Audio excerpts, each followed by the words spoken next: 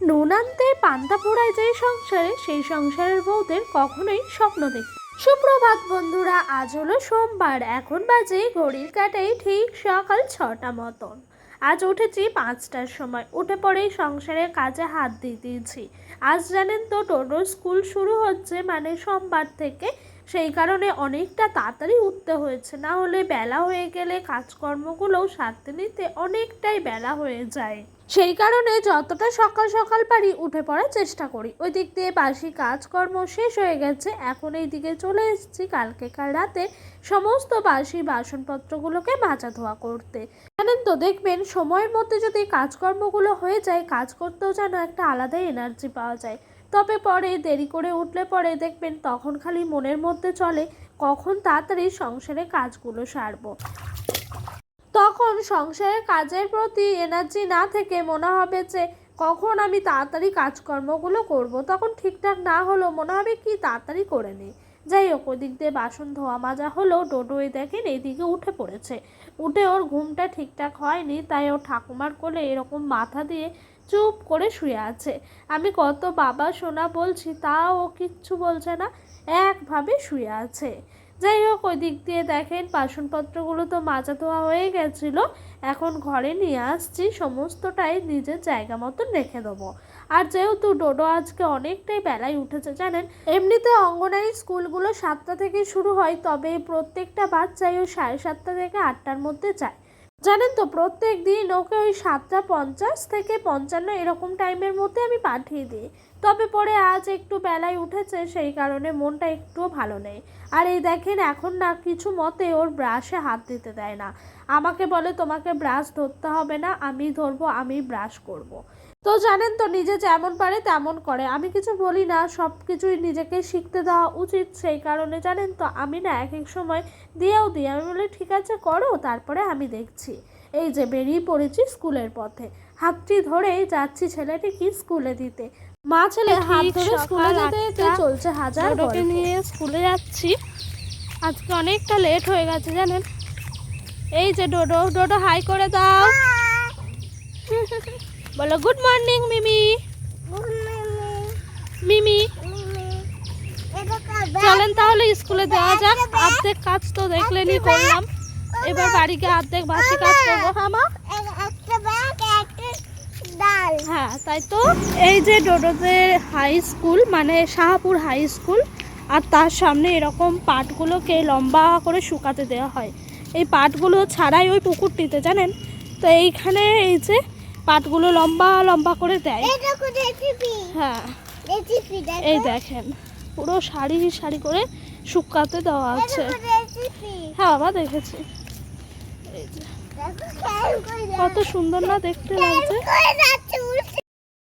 এরই পরেই ডোডোকে স্কুলে ঢুকিয়ে দিলাম, আর বাড়ি এসে ঝটপট করে বাদবাকি কাজগুলো সেরে নিচ্ছি। এরই মধ্যে জানেন তো ঘর বারান্দাটা মোছা হয়ে গেছে, তার আগে দেখেন এই পাপোশটাকে ভালো করে ঝেড়ে নিচ্ছি। এই পাপোশটি আমাদের মেন দৌড়ে রাখা থাকে, খুব একটা এর মধ্যে ধুলোবালি না জমলেও আবার এক এক দিন দেখি ভীষণভাবে ধুলোবালি জমে যায়। ওদিক দিয়ে কণিকা স্কুলে যাবে, তাই ওর সাথে একটু গল্প করছি আর কাজগুলো সারছি। জানেন তো, কথা বলতে বলতে যদি কাজগুলো সারেন না, বেশ তাড়াতাড়ি হয়ে যায়। তো ওই যে আমার ঘর বারান্দা তো আগেই মোছা হয়ে গেছিলো, এখন সিঁড়িগুলো মুছে নিচ্ছি।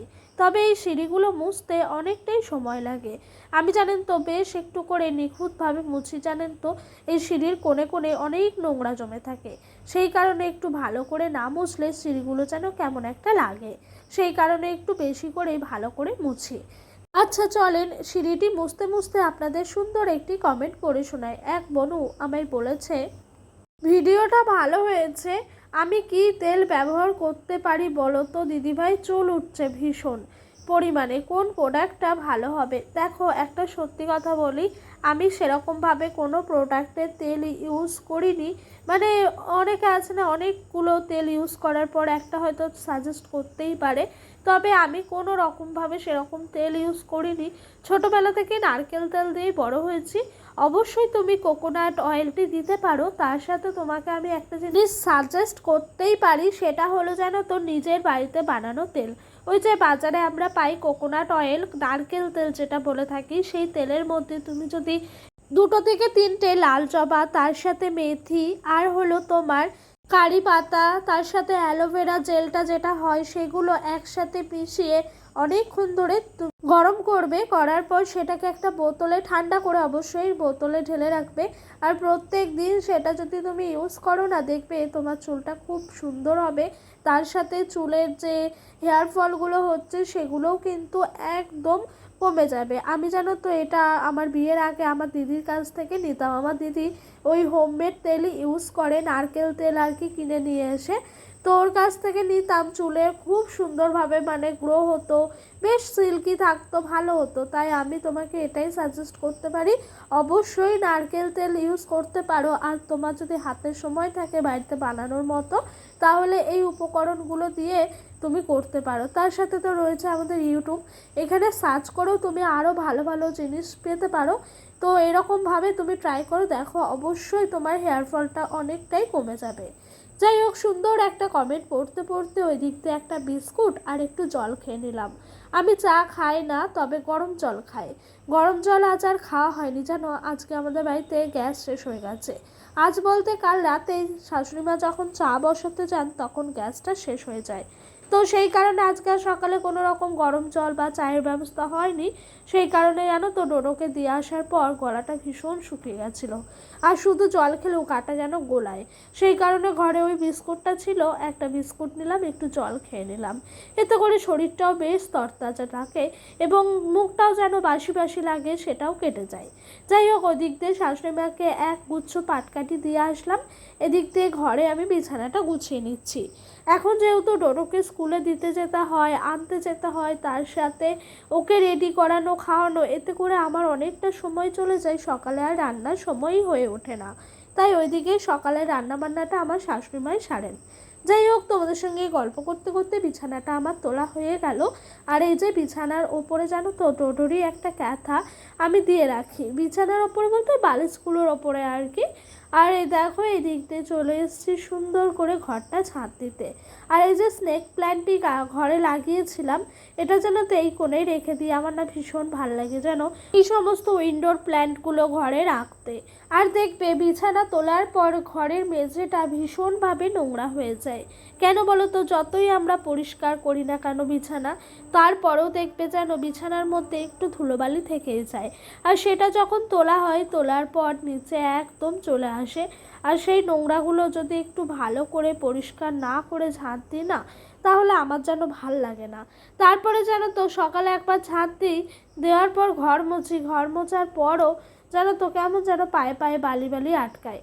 তাই যেন তো আমি একবারে বিছানা তোলার পর ঘরটা অনেকটা হাতে সময় নিয়ে ভালো করে পরিষ্কার করি। আমার জানো তো, সত্যি কথা বলতে, ঘরে হাঁটতে গেলে পায়ে যদি বালি বাঁধে বা ধুলো কিছু একটা লাগলো, আমার সত্যি কথা বলতে একটুও ভাল লাগে না। আমার মনে হয় যে ঘর বাড়ি সবসময় পরিষ্কার পরিচ্ছন্ন ফিটফাট হয়ে থাকবে, তাহলেই বেশ শান্তি লাগবে। দেখবে পরিষ্কার পরিচ্ছন্নতে অনেক পজিটিভিটি কাজ করে। আর যদি নোংরা করে থাকো না, তাহলে দেখবে যেন কেমন একটা লাগে, সারাদিন ম্যাচ ম্যাচ করে। যাই হোক, গল্প করতে করতে আমার কিন্তু ঘরটা সুন্দর করে ঝাঁট দেওয়া হয়ে গেছে। এখন নোংরাগুলো ওইদিকে ফেলে দিলাম, পাপোশটা তুলেও একবার ঝাঁট দিয়ে দিয়েছি। ঘরের মধ্যে বেশ কদিন ধরে তিলগুলো ছিল, আরে না না, বেশ কদিন নয়, অনেকগুলো মাস হয়ে গেল। সেই যে লক্ষ্মী পুজো গেছিল না, তখন ডোডোর বাবা অনেকটা তিল নিয়ে এসেছিল তিলের নাড়ু করার জন্য। তবে অতটা তিল লাগবে না বলে আমি কিছুটা মতো তিল সরিয়ে রেখেছিলাম। তবে সেই তিলগুলো শোকেসের এক কোণেই পড়েছিল। আমি খুব একটা শোকেসে হাত দিই না। আমাদের শোকেসে জানো তো, সত্যি কথা বলতে, এই তিল, তার সাথে ধরো কিছু খাবার যদি নিই, যেরকম পাঁপড়, চাউমিন, এটা ওটা জিনিসই রাখা থাকে শোকেসে। আমরা পুতুল টুতুল সাজাই না। আমাদের শ্বশুরবাড়িতে জানো তো টিনের ঘর, সেই কারণে আমাদের ওইদিকে ঘরটায় ভীষণভাবে ইঁদুরের উৎপাত। তাই আমার শাশুড়ি মা বলেন, যখন থেকে শোকেস কিনেছেন তখন থেকেই নাকি উনি ওইভাবেই মানে খাবারগুলো রেখে দেন। সেই কারণে শোকেসের এক কোণে পড়েছিল। তবে কাল রাতে আমার শাশুড়ি মার শোকেসে হাত দেওয়ায় এই তিলের টুপলাটা পায়। তো পাওয়াতে আমাকে বলছে, তিলটা কি করব বুঝে উঠতে পারছি না। তো তারপর আমি ভাবনা চিন্তা করলাম যে একটু তিলের বড়া করি, তাহলে বেশ ভালোই হবে। আর যেহেতু সাদা তিল পুরোপুরি পোস্তর মতনই দেখতে লাগবে এবং খেতেও অনেকটাই পোস্তর মতনই লাগে, বলে পোস্তর বড়া যেরকম লাগে সেই রকম। তো যেই কথা সেই কাজ, তিলটাকে ভালো করে 2-3 বার ধুয়েছি জানো, তিলটা একটু যেন কেমন ধুলো ধুলো টাইপের হয়ে গেছিলো। তো ধুয়ে এখন বেটে নিচ্ছি। আচ্ছা, যেই সংসারে নুন আনতে পান্তা ফুরায় সেই সংসারে সত্যিই বলতে কি কোনো রকম স্বপ্ন দেখা যায় না। এই কথাটা আমি জানো তো পার্সেলটা আনার পর অনেক কিছু শুনেছি আমার বাদবাকি সাইডের লোকদের কাছ থেকে, যে ঘরে ঠিকমতো খেতে পায় না সেই বাড়ির বউ আবার দিচ্ছে অনলাইনে অর্ডার।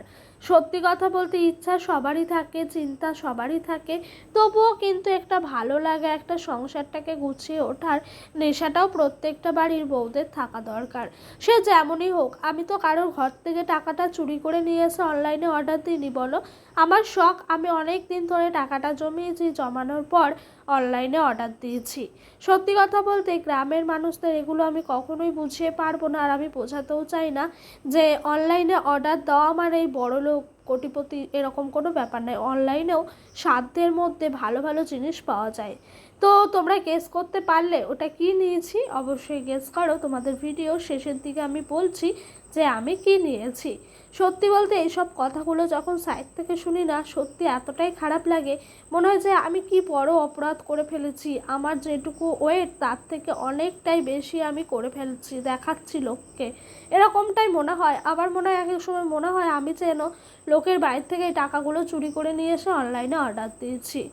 যাই হোক, আমার সংসার গোছানোর ইচ্ছা আমারও আছে, সংসারটাকে গুছিয়ে মায়ায় বেঁধে রাখতে আমিও চাই। কী বা আছে বলো, বিয়ের পর থেকেই তো শ্বশুরবাড়ি, সংসার, স্বামী, সন্তান এগুলোই।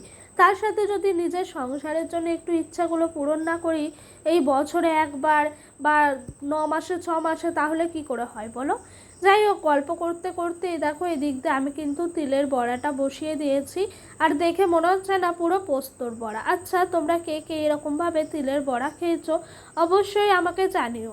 আমি বিয়ের আগে আমার মায়ের কাছে খেয়েছিলাম, মানে মা বানিয়ে দিয়েছিল, তবে বিয়ের পর থেকে আর খাওয়া হয়ে ওঠেনি, আর নিজেও কখনো শ্বশুরবাড়িতে করিনি। তবে এই বড়াগুলো করা না ভীষণ রিস্ক, একটু বেশ হাতে টাইম নিয়ে আস্তে ধীরে সুস্থে করতে হয়, এটাই আজকে বুঝলাম জানেন তো। যাই হোক, বড়াগুলো খেতে অসাধারণ হয়েছিল। এরই মধ্যে আমার একটা তরকারি নেমে গেছে, এখন শেষে চলছে মুগের ডাল। আজ যেহেতু শ্রাবণ মাসের সোমবার, সেহেতু জানেন তো আজ না বাড়িতে নিরামিষই রান্না করলাম, মাছ মাংস বা পেঁয়াজ রসুন কিছু করিনি, একদম নিরামিষ খাওয়া দাওয়া দিয়েই চললো।